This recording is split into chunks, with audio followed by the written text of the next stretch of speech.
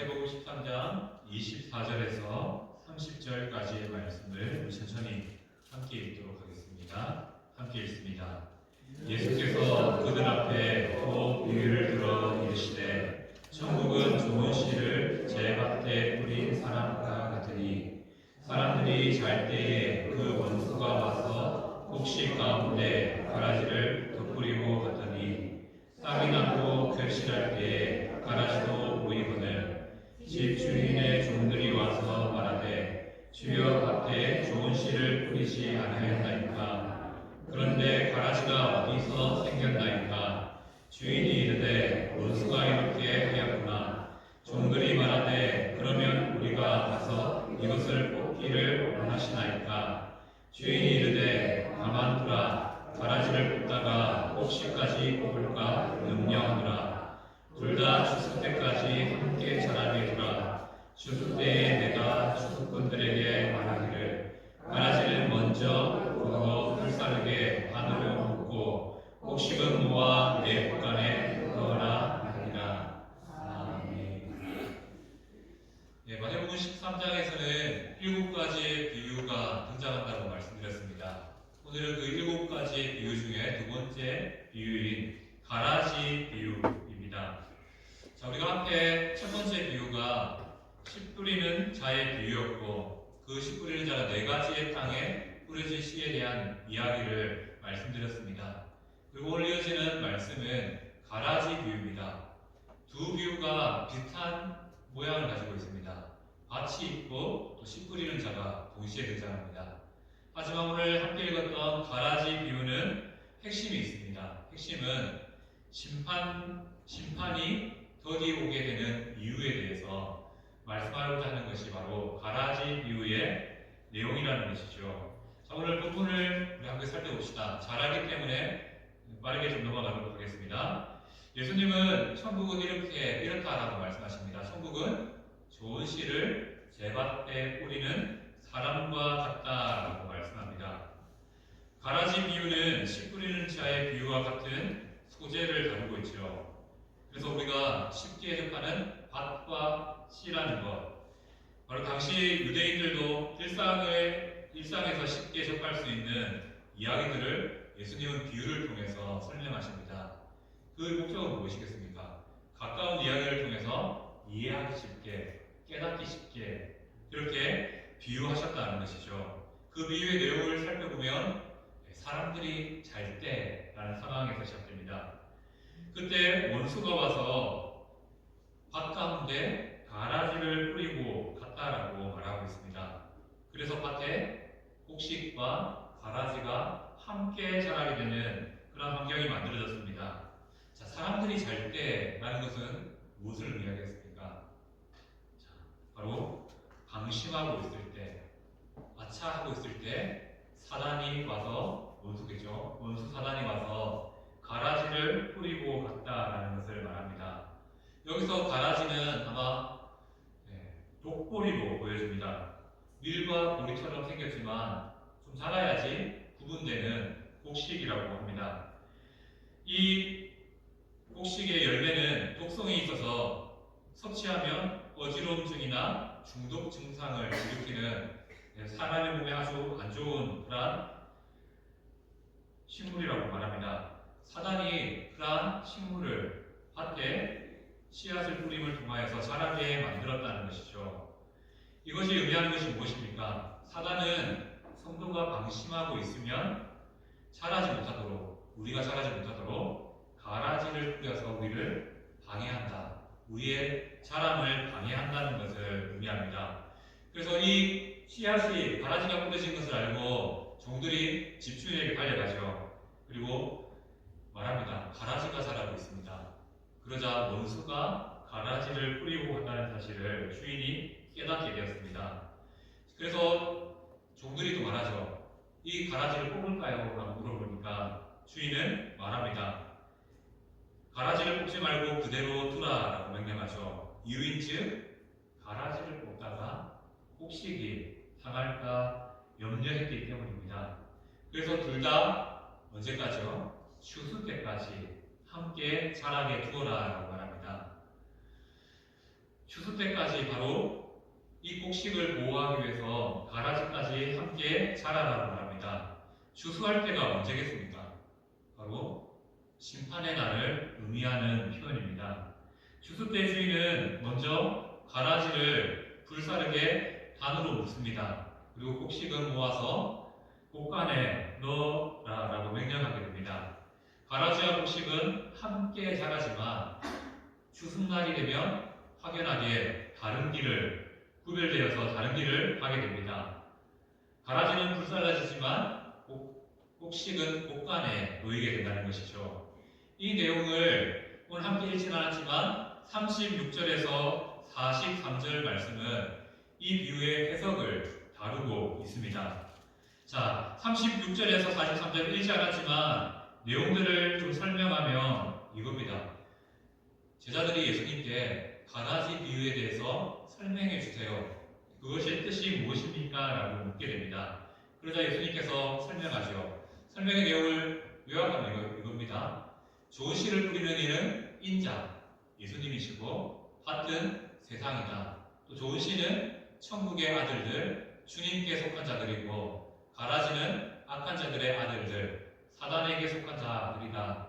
또 가라지를 뿌린 원수는 누구냐? 사단, 마귀이고 추수 때는 바로 세상의 끝, 심판날을 의미한다라고 말합니다.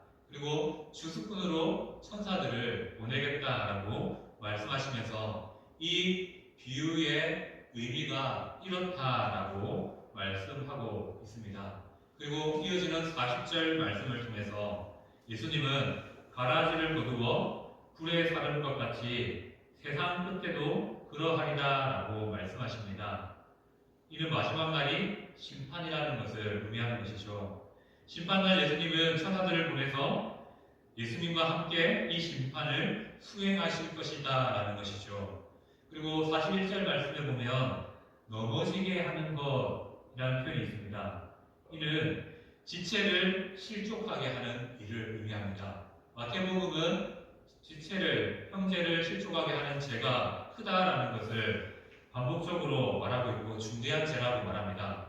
그리고 불법을 행하는 자라는 이 표현 역시 중대한 죄를 의미합니다. 자, 바로 밭 가운데 곡식이 자랍니다. 성도가 자라죠.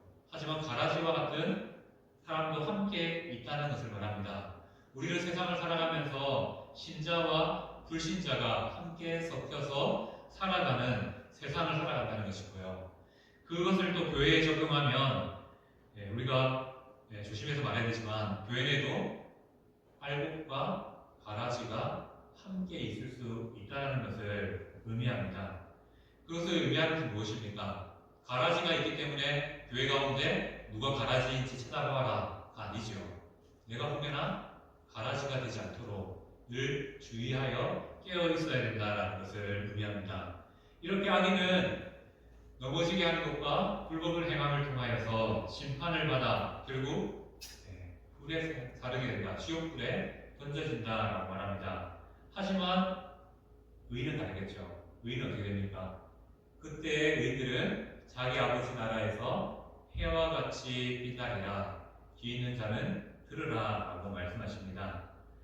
의인들은 가라지와 함께 고생하면서 살아가지만 추수날이 되면 아버지의 영광에 참여하게 될 것을 말씀합니다. 현재 교회 안에 곡식과 알곡이 함께 자라고 있습니다. 하지만 마지막 날이 되면 확연하게 구원받는 사람과 구원받지 못하는 사람이 드러나게 된다라고 말씀하고 있습니다. 바로 마지막 날은 심판과 구원이 동시에 드러나는 날이라는 것이죠. 그리고 의인들은 그 천국에서 하나님이 준비하신 천국에서 해와 같이 빛나게 될 것이다 라고 말씀하고 있습니다. 빛의 삶을 살게 된다는 것이죠. 자, 오늘 말씀을 통해서 우리는 한 가지를 생각해 봤으면 좋겠습니다. 왜 하나님께서는 우리가 세상을 살 때 알곡과 가라지를 함께 자라게, 함께 살아가게 하셨을까요? 그 목적의 이야기들을 별로 지으면요, 하나님께서 성도를 보호하시기 위해서 우리를 가라지와 함께 두셨다라고 해석이 됩니다. 성도는 가라지를 통해서 우리의 삶에 일어나는 박해와 고난 앞에 인내의 믿음이 이루어져야 된다. 그것이 바로 하나님께서 가라지를 두신 이유다라고 말씀하고 있습니다. 다르게 생각해 볼까요? 우리 가운데 가라지가 있다는 것은 무엇을 의미합니까?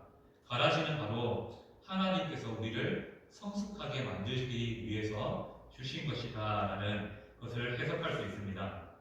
자, 성도의 삶 가운데, 성도의 생활 가운데 주위에 가라지가 함께 있다는 것은 무엇을 의미하는지 잠시 한번 정리해봤으면 좋겠습니다. 성도의 인내와 믿음을 자라게 하기 위해서 내주에 가라지가 없으면 좋겠지만 가라지가 함께 자란다라고 말씀하고 있습니다. 그리고 곡식과 가라지가 함께 자란다는 것은 우리가 신앙생활하면서 형제에 대해서 섣부르게 판단해서는 안 된다는 의미도 동시에 담고 있습니다. 우리가 섣부르게 판단하는 자가 아니라 우리는 심판날을 기다리는 자, 하나님이 주인 되신 하나님께서 친히 우리의 삶을 판단하신다는 것을 기억하면서 우리는 판단자가 아니라 내가 가라지와 같은 위치에 있지 않기 위하여서 늘 깨어 기도하는 자가 되어야 된다는 것이죠. 그리고 오늘 비유가 또 의미하는 것은 추수 때가 되면 진짜 신앙인과 가짜 신앙인이 드러나게 된다라고 말씀하고 있습니다. 그리고 이 이야기를 통해서 우리는 무엇을 해야 됩니까? 우리의 구원과 심판은 모두 하나님의 손 안에 있다. 그러니까 우리가 의지해야 될 것은 무엇입니까? 하나님의 손을 붙잡고 살아가는 삶, 하나님의 말씀을 붙잡고 살아가는 삶이 필요하다는 것이죠. 알곡은 무엇이겠습니까? 참된 곡식은 무엇이겠습니까? 바로 이 세상을 살면서 밭에 살면서 가라지와 함께 엮여 살아갑니다. 이 말은 성도의 삶의 어려움이 늘 함께 한다는 겁니다. 하지만 하나님께서 원하시는 것은 그 어려움 속에서 인내하는 믿음을 원하신다는 것이고요. 더불어 가라지와 곡식을 함께 주심을 통하여서 우리가 형제를 향하여서 섣불리 판단하는 것들을 멈춰야 된다라는 것을 또 말씀합니다. 그리고 마지막 날 진짜와 가짜가 드러날 것이기 때문에 우리는 하나님의 주권을 신뢰하면서 하나님의 심판을 생각하면서 늘 살아야 된다는 것이고요. 우리가 혹여나 사단의 노림수 앞에 넘어져서 가라지와 같은 인생이 되지 않도록 늘 깨어 있어야 된다는 것을 함께 생각해 볼 수 있습니다. 자, 선악이 함께 존재하는 현실을 우리는 살아갑니다. 그리고 하나님은 하나님의 때를 기다리는 것이 참된 믿음이라고 말합니다. 오늘 아침의 말씀과도 연결되지요. 우리는 오늘 이 비유의 이야기를 통해서 자신이 혹여나 가라지의 모습이 있지 않는지, 사단 앞에서 넘어지는 제약된 모습들이 있지 않는지, 누군가를 넘어지게 하거나 불법을 행하는 자가 되어 있지 않는지를 점검했으면 좋겠고요. 더 나아가서 나의 삶을 말씀 가운데 세워서 하나님의 때를 기다릴 수 있는, 하나님의 축복을 믿고 하나님의 때를 기다릴 수 있는 성도님들 되시기를 축복합니다. 네, 그날에 하늘나라에서 하나님께서 우리들을 해와 같이 빛나게 하신다라고 말씀합니다. 이것이 무엇을 의미하겠습니까? 우리가 가히 짐작할 수 없는 영광, 가히 생각할 수 없는 큰 기쁨과 행복이 그 나라에서 준비되었다는 것을 의미합니다. 우리 믿음으로 삶을 통해서요, 천국에서 제일 간절한 소망은 이겁니다. 우리들 푸른교회 성도들이